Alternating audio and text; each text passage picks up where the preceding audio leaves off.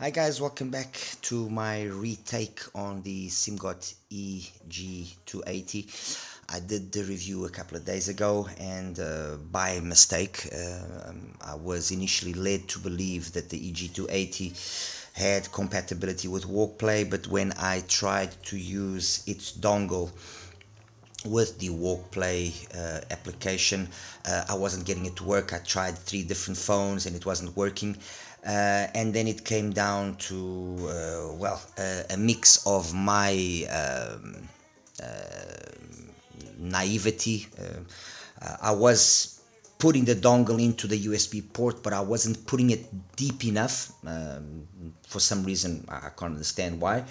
And then on the other hand, with 2 of the phones that I was using, it wasn't recognizing the dongle straight away. I had to connect up the OTG connection, activate that OTG connection, which usually is connected. I mean, I use countless dongles and I never had encountered any issue. And for some reason, with this dongle, I encountered that obstacle. But anyway, I decided to redo the review because obviously with the fact that the dongle does in fact work with WalkPlay and it is in fact compatible with WalkPlay, that does change slightly my final decision on the EG280. I will, however, do everything like I had initially done, talk through the various stages of how the EG280 came to be, in my opinion, and how the evolution has been. Anyway, the EG280 follows kind of a similar configuration as the EW300 and the EW300 DSP, and then there's still the EW300,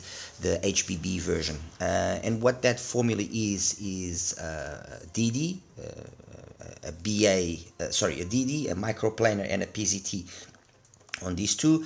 And on the EG280 they've removed the PZT, so it's just the DD and the microplanar. The microplanar is a 6mm unit. Excuse me.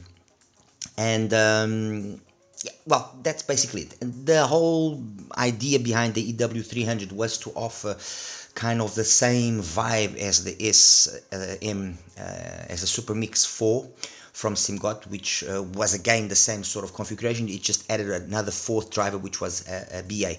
So the Super Mix 4 had a DD, a BA, a microplanar, and the PZT. The EW300 removed the BA, but try to offer the same sort of overall tuning, same sort of overall sound. And initially I even made some arguments that the SM4 would still be worthwhile, the difference. But after having listened to the EW300 for a longer period of time and actually having become, let's say, more brain burned and more accustomed to what the EW300 can do, I actually have to say that the EW300 is ultimately a more wiser choice between the two. I mean, I'm a big fan of the Super Mix 4. I said it back when it came out, and I still am today.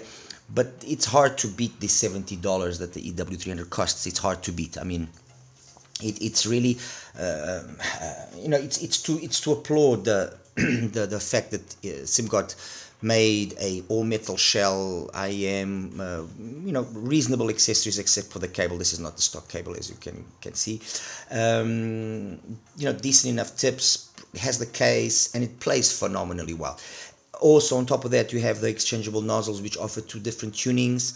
I mean, it really is a phenomenal IEM for a really competitive price, even for today. Honestly, I still think the EW300 is still probably one of the best IEMs, or one of the better IEMs under $100 that is out there. The DSP basically took the same formula, and I've actually measured the DSP EW300 with the same cable, and they measured basically the same. I'll show it to you afterwards.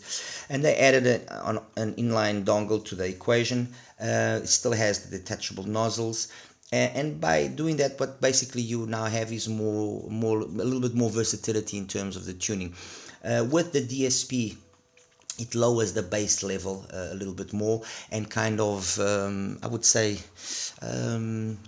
corrects to a certain extent.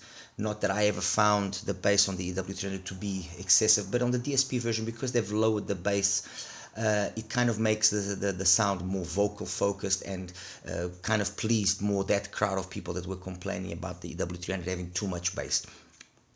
Although, like I was saying again, that was never a problem. The driver that they used is a really high quality driver, so it's not like the bass is excessive or muddy or unable to perform correctly. So the DSP was basically in essence that. Now, the EG280 is marketed as a gaming IEM. It has not a metal shell but a mix of resin, plastic and metallic faceplate. The driver configuration I've already mentioned. The 10mm driver is an updated version of the 10mm driver they used over there in the EW300 and in the DSP version. And the addition which was causing problems, and now I'm glad I've actually sorted it out, is this dongle cable here, which, yes, it does enable not only for you to have a whole bunch of default settings in terms of tuning. All of them, I've gone through all of them, and all of them pretty interesting. I don't know what this particular setting here means, but I like this particular setting. I like the natural sound setting as well, and I like, no, not this one, I think it's this one, no, not this one, this one. I like these three settings the most. All of them have their pluses and minuses, but all of them are really well done. You can still also do your own custom setting, as you know. The Walkplay equalizer is a parametric equalizer, so you can adjust the frequency that you want to adjust, the Q, so if you want more or less around that frequency to be affected, and then obviously the gain. It's a really, really nice app, I have to say. And you still got obviously the access to the online tunings that people are doing and sharing. I mean, what I can say about the Walkplay app is that I'm glad, first of all, that it does in fact work, and secondly, I'm definitely seeing that the way forward is going to be more and more this way. In the case here of the SIMGOT, the EG280, we are obviously using a very simple DAC dongle, whatever you want to call it, but I can only imagine once this sort of compatibility becomes available with more proper equipment. So I know there's a couple of dongles now that are also having the ability to be tuned by Walkplay. I see ultimately what's going to happen is you're going to basically be requiring just a proper IEM. In terms of an IEM, it can even be just a single ED, but a proper IEM that has a good driver, that is well built, well tuned in terms of hardware, and then you let the app basically do everything. And look, this is the way it's going to go. Trust me, I genuinely believe this is the way the market is going to go.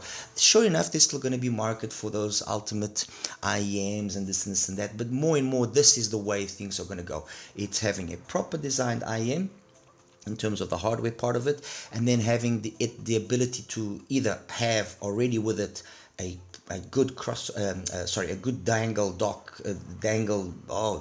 dongle, my god, a good dongle DAC with a proper, in this case Walkplay, proper EQing capabilities, and you will basically be able to emulate 95% of what is out there without having to spend crazy money. I mean, I've seen that happen already with regards to some of the TWSs available, some of the earbuds available, especially the ones from like brands like Nothing Ear, some of the stuff from OnePlus, some of the stuff from Realme, some of the stuff from Oppo, which is basically always the same kind of TWS. There's also a few units from Soundpeats, a few units from Soundcore. There's quite a few nice TWSs out there, and some of those ones, like the ones I've just mentioned, they have a really comprehensive app with a really complete EQ capability, and the sound you get out of them is nothing short of pretty spectacular. Honestly, pretty spectacular.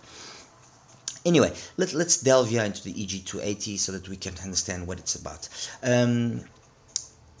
To better understand the sound of this, because I'm going to be talking about the sound obviously with the DSP connected and with the cable, just with the cable, because with the stock cable you can have it just with the stock cable or then the dongle separately. Okay, the EW300, starting out with the EW300, was known for a really clean Harman style tune.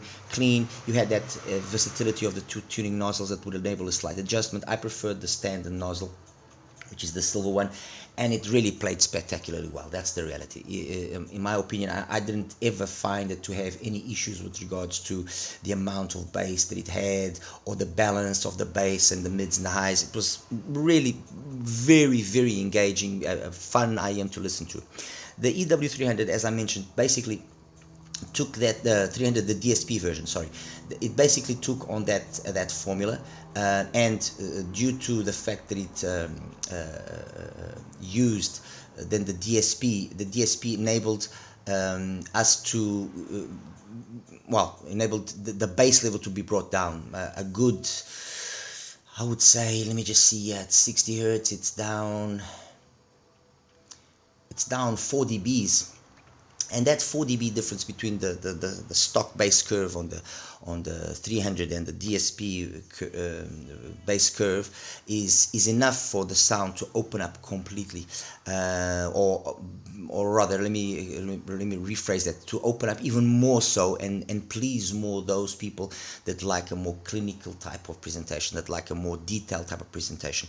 And the DSP, the reality is, it sounds really, really solid. I mean, nothing to be said there. As for the DSP, because it's also got a detachable cable, if I use the normal cable like I did obviously on the 300, if I put a normal cable onto it, it sounds the same as the 300, and it's got the same bass tuning as the 300. So the bass tuning of this is the bass tuning of the 300. It's the DSP that then lowers the bass level slightly, also lowers ever so slightly the area between 2 and 5 kilohertz, and then basically it remains everything the same. So the DSP version, solidly tuned, more detail oriented, if that's what you wanted, and again, because it had the nozzles, you ended up having four possible tunings. So you could either use the dongle or don't use the dongle, and then use the two different nozzles to again adjust the sound furthermore. So of the two, if you asked me which would be the one that would make the most sense, the DSP version obviously makes more sense. I mean, it's not that much more expensive. It's the price difference of about $10, so definitely this makes the most sense. Enter now the 280. The 280 with the cable, connected up with the cable. The 280 connected up with the cable is in essence a 300. It's got the same sort of bass level, but because it's not using the PZT, the feeling that I get is that the higher frequencies, especially the ones obviously coming from the microplanar, or they just seem more natural. There's a bit more energy present, and when I show you the graphs you'll understand, but that energy actually isn't translated into an audible difference. The difference that I did notice, the difference that I was able to pick up on, was that the treble just sounded more natural, more realistic, as detailed or even more detailed than the EW300, but it was all about being more elegant in the way that it presented itself. With and that's in essence the difference. Okay, otherwise they sound almost identical. With the DSP connected, well, then that's a completely different animal, in the sense that what you now have is, of course, an IM that, depending on what tuning you use, you can have countless options, countless adaptations to the sound and how you want it to sound, and in that aspect, kind of, it becomes limitless, the possibilities that you have, and then yes, it makes more sense definitely than the DSP version of the 300, without question. But just to break it down in terms of the cable version, or the cable connected up to the EG280, and how the bass, the mids, and the treble are, is, as I mentioned, bass is every bit as detailed and as clean as on the EW300. One slight difference is because of the fact that the shell obviously is different. The tonality that the bass has on the E280, I would say, is even perhaps slightly more organic, slightly more cozy. The mid's exactly the same situation. So I think the fact that it's a metal shell here, a resin plastic shell here, that introduces a whole bunch of different resonances and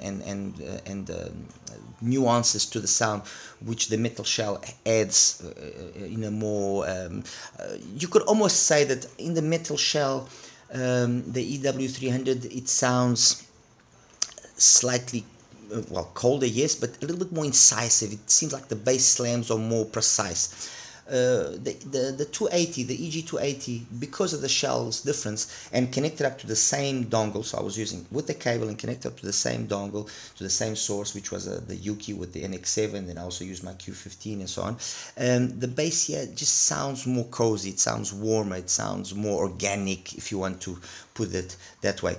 Is the difference big? No, it's not a big difference, but it's enough for you to pick up on it, okay? And guys, and that's basically in essence all I can say about the EG280. I apologize for the mistake I did, I really do, but it wasn't working, so I thought myself, okay, it's not working, it doesn't work. Maybe it was I understood wrong, maybe. But then going through the internet again, I picked up on the fact that yes, the 280 does work. So I decided, no, let me see what's going on, and I tried again my phones and finally got it to work, and I'm happy it did, because with the DSP dongle, the 280 does become a really solid proposal at this price point, at least. I mean, this is roughly $79. And I mean,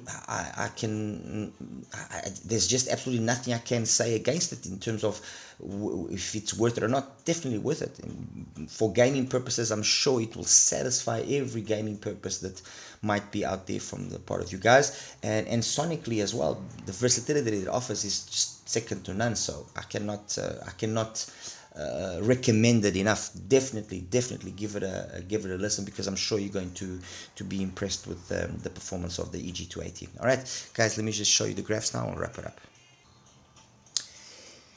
Hi there, guys. So welcome now to the graph section here for the EG280. This is the EG280 connected up with the cable, so not connected up through its dongle.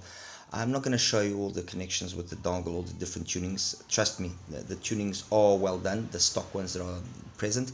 And the versatility that obviously the parametric equalizer offers is phenomenal. So you can definitely create whatever style of sound that you want.